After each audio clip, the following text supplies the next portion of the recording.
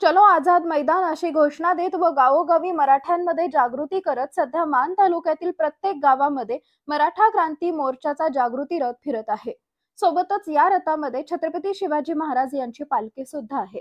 मराठा क्रांती मोर्चाचा जनजागृती रथ ज्या ज्या गावात जाईल त्या त्या गावातील मराठ्यांनी व इतर समाज बांधवांनी मिळून मराठा रथाची आपापल्या गावातून जंगी मिरवणूक काढून आरती करण्याची परंपरा मान तालुक्यातील प्रत्येक गावामध्ये चालूच आहे व ही रथ यात्रा 20 जानेवारी पर्यंत चालू राहणार आहे अशी माहिती आमच्या सूत्रांकडून मिळाली आहे। मान तालुक्यातील सर्वात मोठी भव्य दिव्य मिरवणूक व महाआरती काल चोंडी इथे संपन्न झाली। मराठा मान समन्वयक प्रसादजी माने, सोहमजी शिर्के, डॉक्टर अभिजित सावंत यांच्या प्रमुख उपस्थितीमध्ये हा कार्यक्रम पार पडला।